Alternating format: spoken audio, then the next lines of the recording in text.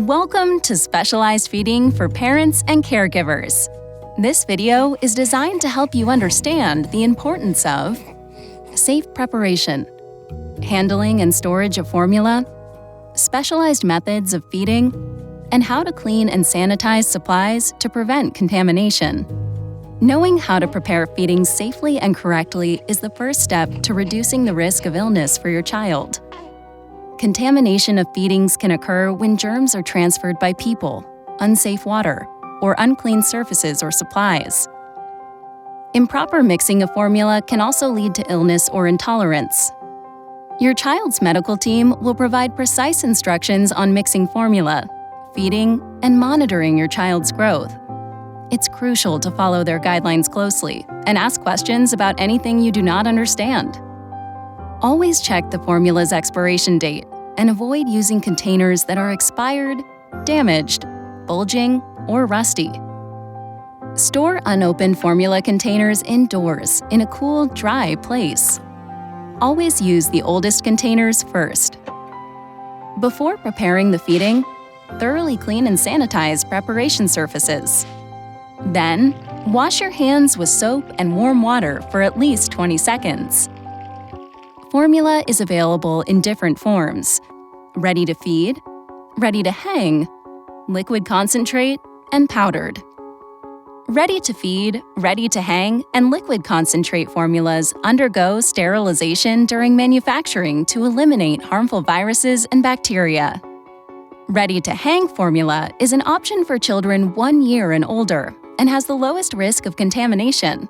The bags are never opened. Instead, they are spiked with the end of the feeding tube and not exposed to external contaminants. The bag should be sanitized prior to spiking. Hang time, or the time a formula may safely stay at room temperature while being fed to your child, is 24 hours. If anything is added to the bag, hang time reduces to 4 hours. Before using a ready-to-feed or liquid concentrate, clean and sanitize the container and shake it well. After opening, dilute the liquid concentrate with water according to your child's medical team or the manufacturer's instructions.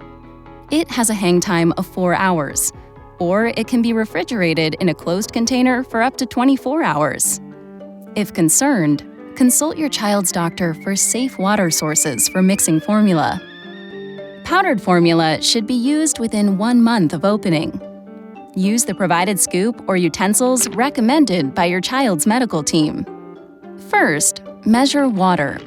Then, add powder and thoroughly mix. It has a hang time of 4 hours, or it can be refrigerated in a closed container for up to 24 hours. For infants less than 2 months old, born prematurely, or those with weakened immune systems, use sterile water when mixing formula. If sterile water isn't available, boil tap water for 1 to 3 minutes and allow it to cool for at least 5 minutes before adding powdered formula. Cool to room temperature before feeding.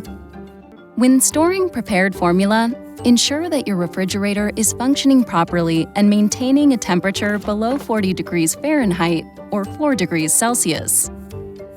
When traveling, it's essential to use a cooler bag with enough ice to keep the formula at the proper temperature. There are various bottle types and nipples available, some of which might help if your baby experiences difficulties while feeding. Don't hesitate to consult your medical team for guidance.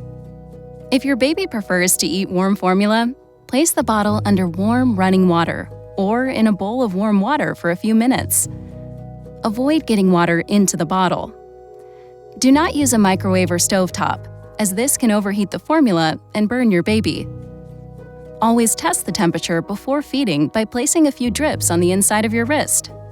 Discard any leftover formula after 1 hour. If your child is unable to eat all feedings by mouth, your medical team may recommend use of a feeding tube until your child is able to eat enough to support their growth and development.